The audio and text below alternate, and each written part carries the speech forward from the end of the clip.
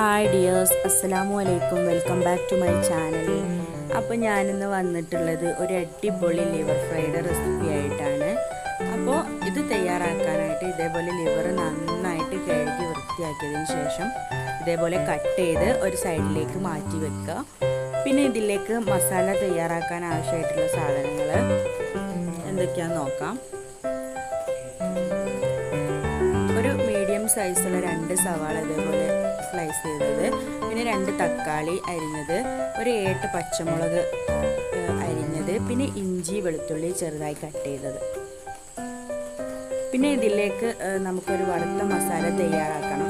വറുത്ത മസാല തയ്യാറാക്കാനായിട്ട് ഒന്നുമില്ല, 2 ടേബിൾ സ്പൂൺ മല്ലിപ്പൊടി, 1 സ്പൂൺ മഞ്ഞൾപ്പൊടി ജസ്റ്റ് ഒന്ന് അടുപ്പത്ത് വെച്ചിട്ട് ലോ ഫ്ലെയിമിൽ ഒന്ന് ചൂടാക്കി എടുക്കുക. തീ കൂട്ടി വെച്ച് ഒരിക്കലും ചെയ്യരുത്. മസാലപ്പൊടി ആയതുകൊണ്ട് പെട്ടെന്ന് തന്നെ കരിഞ്ഞു പോവും.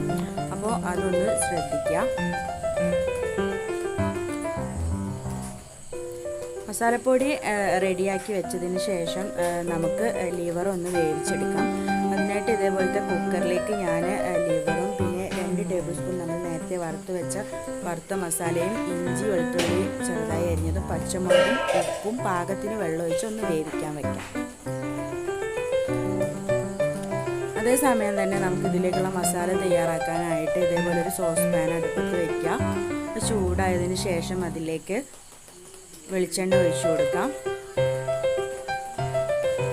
വെളിച്ചെണ്ണ നന്നായിട്ട് ചൂടായതിനു ശേഷം ഇതിലേക്ക് നമുക്ക് സവാള ഇട്ട് കൊടുക്കാം.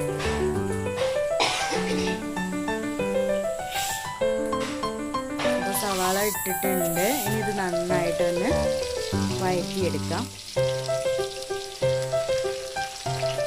സവാള കുറച്ചൊന്ന് വന്നതിന് ശേഷം ഇതിലേക്ക് നമ്മൾ നേരത്തെ അരിഞ്ഞു വെച്ച ഇഞ്ചിയും വെളുത്തുള്ളിയും ചേർത്ത് കൊടുക്കാം.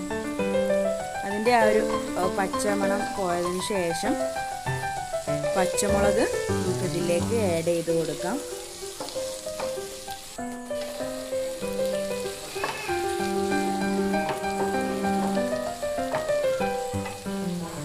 എല്ലാം കൂടെ ഒന്ന് യോജിപ്പിച്ചെടുക്കാം. ഇനി നമ്മൾ നേരത്തെ അരിഞ്ഞു വെച്ച തക്കാളിയും കൂടെ ഇട്ട് നന്നായിട്ടൊന്ന് മിക്സ് ചെയ്യാം. ഒന്ന് വാടി വരുന്ന വരെ നമുക്കൊന്ന് വെയിറ്റ് ചെയ്യാം.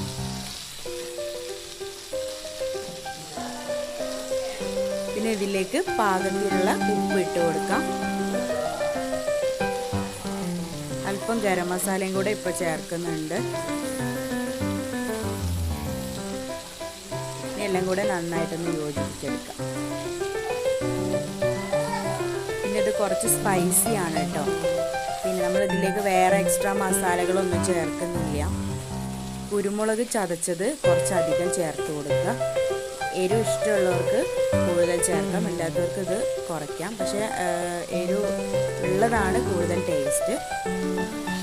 ഇനി എല്ലാം കൂടെ നന്നായിട്ടൊന്ന് ഇളക്കി യോജിപ്പിക്കാം. അപ്പോൾ നമ്മുടെ ലിവർ ഇവിടെ റെഡി ആയിട്ടുണ്ട്, വന്നിട്ടുണ്ട്. അപ്പോൾ നമ്മൾ നേരത്തെ മാറ്റി വെച്ച വറുത്ത മസാല 1 സ്പൂണ് ബാക്കി ഉണ്ടായിരുന്നു. അത് ഈ ഉള്ളിയുടെ മിക്സിലേക്ക് ഇട്ട് കൊടുക്കാം. നമ്മൾ വേവിച്ച ലിവറും കൂടെ ഇതിലേക്ക് ഒഴിച്ചു കൊടുക്കാം.